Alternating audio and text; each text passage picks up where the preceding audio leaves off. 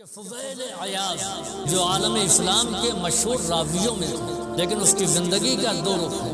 یہ رہزن تھا، ڈاکو تھا، انتہائی خراب آدمی تھا، چوریاں کیا کرتا تھا۔ توبہ کرنے کے بعد یہ اللہ کے نیک بندوں میں اس کا شمار ہونے لگا۔ چنانچہ ایک دن چوری کرنے کے ارادے سے یہ ایک گھر کی چھت کے اوپر چڑھ گیا۔ چھت پر آنے کے بعد ٹوہ لینے لگا کہ گھر والے سو رہے ہیں یا جاگ رہے ہیں۔ اچانک اس کو گھر کے ایک حجرے سے تلاوت قرآن کریم کی آواز سنائی دی کہ کوئی تلاوت قرآن کریم کر رہا ہے۔ یہ وہیں پر بیٹھ گیا اور انتظار کرنے لگا کہ قرآن پڑھنے والا قرآن پڑھنا بند کر دے اور سو جائے، تب یہ نیچے اترے اور اپنا کام کرے۔ اب قرآن سن رہا ہے بڑی توجہ کے ساتھ۔ آپ بتائیں کہ اس کا قرآن سننا اس کو فائدہ پہنچائے گا؟ قرآن حصول ثواب کے لیے نہیں سن رہا ہے، قرآن اس لیے سن رہا ہے کہ یہ ختم کرے اور اس کے بعد یہ خود اپنا کام کرے۔ قاری قرآن اس آیت تک پہنچا، علم یان للذین آمنوا ان تخشع قلوبہم لذکر اللہ، کیا صاحبان ایمان کے لیے ابھی وہ وقت نہیں آیا کہ ان کے دل یاد خدا کے سامنے جھک جائیں، ذکر خدا کے سامنے جھک جائیں؟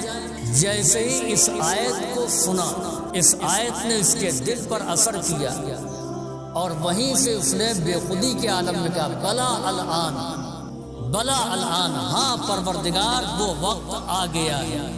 اور ایسی بے خودی طاری ہوئی کہ بھول گیا کہ اس ارادے سے آیا تھا، کہاں پر موجود ہے، اس کی آواز بلند ہوگی تو لوگوں کو خبر ہو جائے گی، لیکن یہ بلند آواز سے کہنے لگا بلا الآن، بلا الآن۔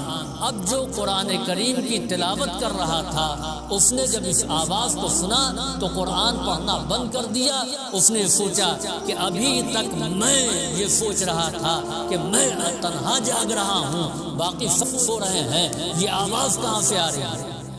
اب جو اس نے آواز کی ٹوہ لی تو معلوم ہوا کہ گھر کی چھت سے یہ آواز آ رہی ہے۔ گھر والوں کو جگایا، سب بیدار ہو گئے، سب کو لے کر کے گھر کی چھت پر آیا تو دیکھا کہ ایک بندہ خدا بیٹھا ہوا ہے اور بلا الآن، بلا الآن کی تکرار کر رہا ہے۔ انہوں نے اس کو گھیر لیا۔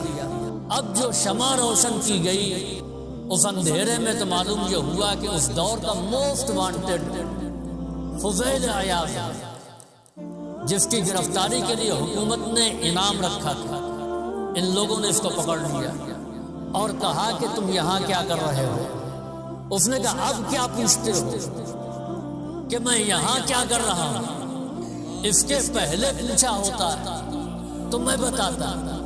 یاد رکھیں کہ جب تک دل میں یاد خدا پیدا نہیں ہوئی تھی، کردار اور تھا، جیسے یاد خدا پیدا ہو گئی کردار اور ہو گیا، کردار بدل گیا۔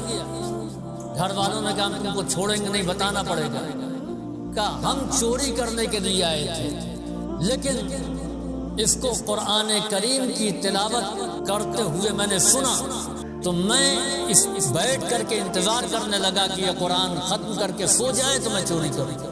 اچانک اس نے اس آیت کو پڑھا سورہ حدید کی کہ الم یان للذین آمنوا ان تخشع قلوبہم لذکر اللہ وما نزل بالحق، کیا صاحبان ایمان کے لیے ابھی وہ وقت نہیں آیا ہے کہ ان کے دل یاد خدا کے سامنے جھک جائیں، دلوں میں یاد خدا پیدا ہو جائے؟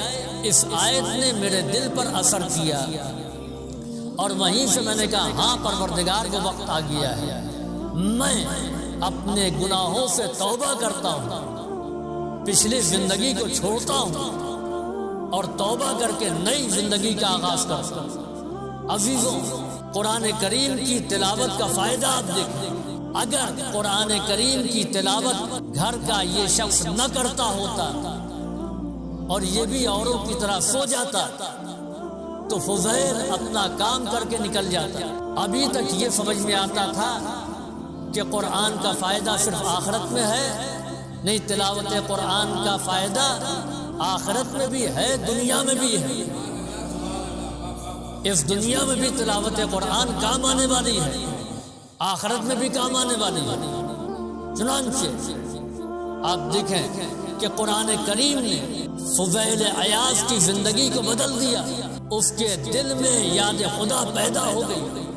ابھی تک ہم یہ سمجھتے تھے کہ حفاظت دربانوں سے ہوتی ہے، حفاظت پہرے داروں سے ہوتی ہے، حفاظت اسلحوں سے ہوتی ہے، لیکن یہ قرآن کریم ہے جو محافظ انسان بھی ہے، محافظ جان بھی ہے، محافظ مال بھی ہے۔